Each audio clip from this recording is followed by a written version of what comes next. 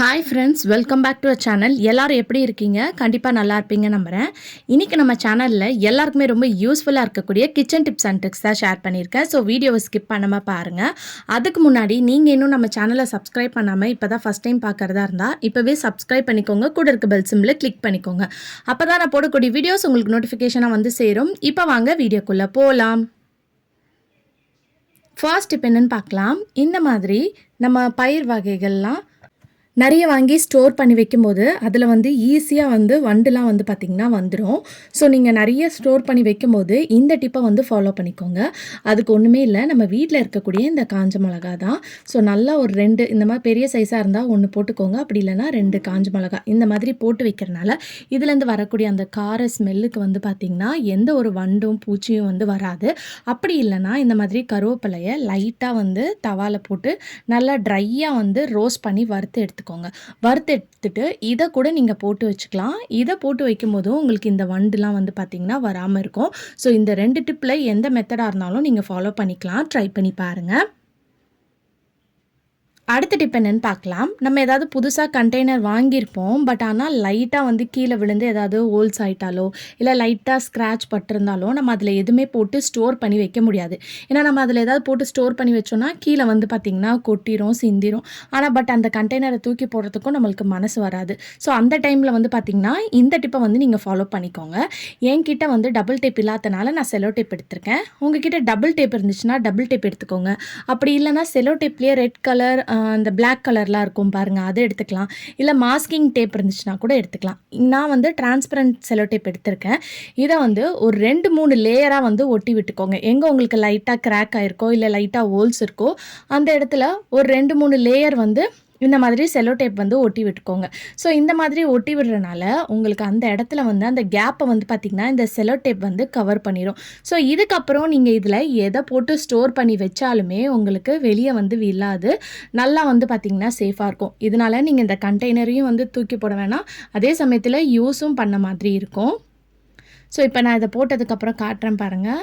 கீழே உங்களுக்கு வந்து எதுவுமே வந்து வராது. ஏன்னா நம்ம நல்லா ஸ்ட்ராங்காக வந்து செலோ டேப் போட்டிருக்கனால கண்டிப்பாக ட்ரை பண்ணி பாருங்கள்.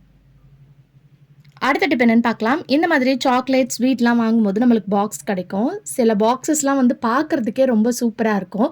அதை வந்து நீங்கள் நிறைய விஷயத்துக்கு வந்து யூஸ் பண்ணிக்கலாம். நான் ஆல்ரெடி வந்து இந்த மாதிரி வேஸ்ட்டாக இருக்கக்கூடிய பாக்ஸை எப்படி யூஸ் பண்ணலான்ற ஒரு வீடியோ போட்டிருக்கேன். அதை நீங்கள் இன்னும் பார்க்கலன்னா கார்ட்ஸில் கொடுக்குற வேணுன்றவங்க செக் பண்ணிக்கோங்க. பார்ட்டும் வந்து அப்லோட் பண்ணலான் இருக்கேன். ஸோ இப்போ வந்து பார்த்திங்கன்னா இந்த பாக்ஸை வந்து நீங்கள் எதுக்கு நான் ஸ்டோர் பண்ணி வைக்கிறேன்னு காட்டுறேன். நம்ம வீட்டில் இந்த மாதிரி பச்சை மிளகாலாம் வாங்கி வச்சுருப்போம் இல்லையா, அதை ஸ்டோர் பண்ணி வைக்கிறதுக்கு நான் இந்த பாக்ஸை வந்து எடுத்துக்க போகிறேன். பச்சை மிளகாய் எப்போவுமே ஸ்டோர் பண்ணும்போது அது மேலே இருக்கக்கூடிய அந்த காம்பை வந்து ரிமூவ் பண்ணிடுங்க. அந்த காம்போடு ஸ்டோர் பண்ணி வச்சிங்கன்னா உங்களுக்கு சீக்கிரம் வந்து பச்சை மிளகாய் வந்து பார்த்திங்கன்னா பழுத்து போயிடும். ஸோ எப்போவுமே பச்சை மிளகாய் ஸ்டோர் பண்ணும்போது காம்பை எடுத்துகிட்டு ஸ்டோர் பண்ணுங்கள். இது கூடயே கொஞ்சமாக சால்ட் அப்புறம் மஞ்சத்தூள் இது 2த்தையும் போட்டு நல்லா வந்து ஒரு மிக்ஸ் மாதிரி பண்ணிவிட்டு அதுக்கப்புறம் ஸ்டோர் பண்ணி வைங்க. இந்த மாதிரி ஸ்டோர் பண்ணி வைக்கிறனால பச்சை மிளகாவும் வந்து பார்த்திங்கன்னா ஃப்ரெஷ்ஷாக இருக்கும், உடனே வந்து பழுத்து போகாது. அதே மாதிரி இந்த பாக்ஸையும் வந்து நீங்கள் ரீயூஸ் பண்ண மாதிரி இருக்கும். இது பச்சை மிளகாய்க்கு மட்டும் இல்லை, நீங்கள் யூஸ் பண்ணுற பூண்டுலாம் உரித்து வச்சிங்கன்னா பூண்டு ஸ்டோர் பண்ணி வைக்கலாம், இல்லை இஞ்சி ஸ்டோர் பண்ணி வச்சுக்கலாம். அந்த மாதிரி நிறைய விஷயத்துக்கு யூஸ் பண்ணிக்கலாம். ட்ரை பண்ணி பாருங்கள்.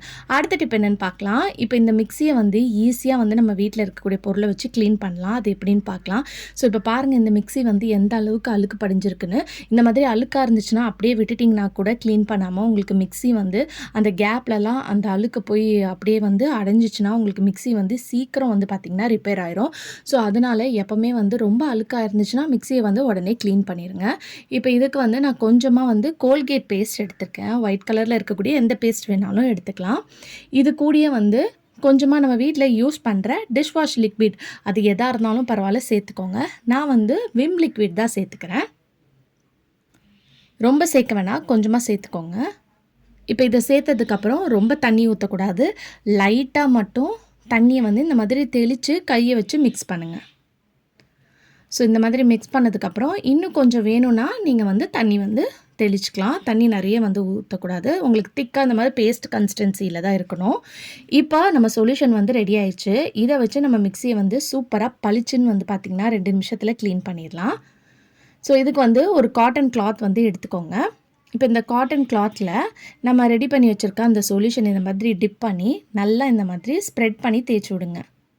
ஸோ இந்த மாதிரி தேய்க்கும் போதே வந்து பார்த்திங்கன்னா உங்களுக்கு நல்லா அதில் இருக்கக்கூடிய அழுக்கெல்லாம் ரிமூவ் ஆயிரும்.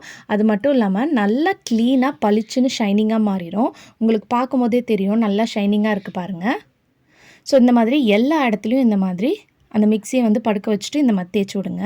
ஸோ இந்த மாதிரி தேய்க்கும் போது உங்களுக்கு நல்லா இன்ஸ்டண்ட்டாக க்ளீனாக வந்து பார்த்திங்கன்னா ரிமூவ் ஆயிரும். ஸோ ஆல்ரெடி நம்ம சேனலில் மிக்ஸி க்ளீனிங் டிப்ஸ் வந்து நிறைய ஷேர் பண்ணியிருக்கோம். அதையும் நீங்கள் பார்க்கலன்னா நான் உங்களுக்கு எண்டில் வந்து கொடுக்குறேன், வேணுன்றவங்க செக் பண்ணுங்கள். இப்போ நம்ம இதை க்ளீன் பண்ணுறதுக்கு நியூஸ் பேப்பர் கூட நீங்கள் யூஸ் பண்ணிக்கலாம். நியூஸ் பேப்பர் வச்சு க்ளீன் பண்ணிங்கன்னா அது யூஸ் அண்ட் த்ரோவாக கூட நீங்கள் யூஸ் பண்ணிக்கலாம். இப்போ சென்டர் பார்ட்டில் இந்த இடத்துல வந்து அழுக்கு சேர விட்டிங்கன்னா உங்களுக்கு மிக்ஸி வந்து சரியாக வந்து பார்த்திங்கன்னா அரையாது, ஜாம் ஆயிரும்.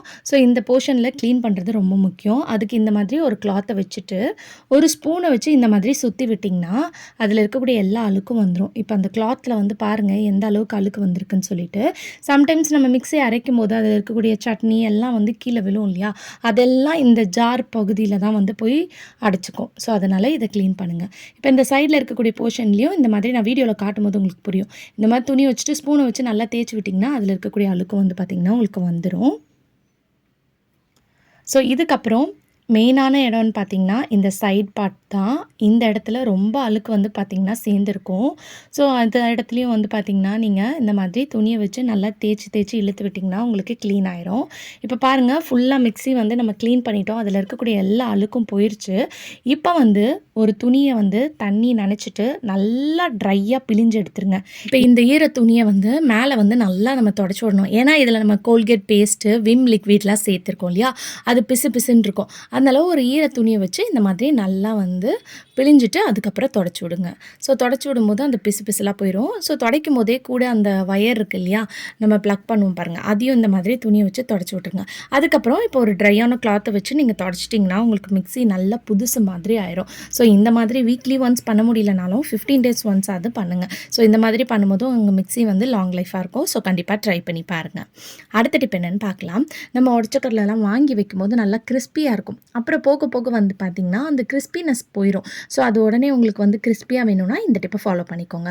நம்ம வீட்டில் வந்து தோசைக்கல்லில் தோசையோ சப்பாத்தியோ ஏதாவது சுட்டிருப்போம் இல்லையா, அந்த ஈட் வந்து இருக்கும் பாருங்கள், அந்த ஈட்டில் வந்து இந்த உடச்சக்கடலையை வந்து போட்டு விடுங்க. ஸோ போட்டு விட்டுட்டு அந்த ஈட் ஃபுல்லாக வந்து அப்சர்வ் ஆகி அந்த ஈட்லாம் போனதுக்கப்புறம் திருப்பி நீங்கள் வந்து ஒரு கண்டெய்னரில் எடுத்து ஸ்டோர் பண்ணி வைக்கலாம். ஸோ இந்த மாதிரி பண்ணும்போது உங்கள் உடச்சக்கடலை வந்து பார்த்திங்கன்னா நல்லா வந்து எப்போ நம்ம வாங்கிட்டு வரும்போது எப்படி கிறிஸ்பியாக இருக்குமோ அதே மாதிரி கிறிஸ்பியாக இருக்கும். ஸோ இந்த மாதிரி சின்ன சின்ன டிப்ஸ்லாம் தெரிஞ்சு வச்சிட்டிங்கன்னா கண்டிப்பாக அது என்றைக்காவது ஒரு நாள் நம்மளுக்கு டே டு டே லைஃப்பில் ரொம்ப யூஸ்ஃபுல்லாக இருக்கும். ஸோ கண்டிப்பாக ட்ரை பண்ணி பாருங்கள். நிறைய பேர் வந்து சப்ஸ்கிரைப் பண்ணாமல் பார்க்குறீங்க. ஸோ ப்ளீஸ் சப்ஸ்கிரைப் பண்ணிக்கோங்க. கமெண்ட் பாக்ஸில் கமெண்ட் பண்ணும்போது கூட ஹைப்னு ஒரு பட்டன் இருக்கும், அந்த பட்டனை கிளிக் பண்ணிங்கன்னா நிறைய பேருக்கு இந்த வீடியோ போய் ரீச் ஆகிறதுக்கு ஹெல்ப்ஃபுல்லாக இருக்கும். ஓகே ஃப்ரெண்ட்ஸ், இன்றைக்கி வீடியோவில் ஷேர் பண்ணி இந்த டிப் கண்டிப்பாக உங்களுக்கு யூஸ்ஃபுல்லாக இருக்கும். அப்படி யூஸ்ஃபுல்லாக இருந்துச்சுன்னா மறக்காம நம்ம சேனலை லைக் பண்ணுங்கள், ஷேர் பண்ணுங்கள், கமெண்ட் பண்ணுங்கள், சப்ஸ்கிரைப் பண்ணிக்கோங்க. தேங்க்யூ ஃபார் வாட்சிங்.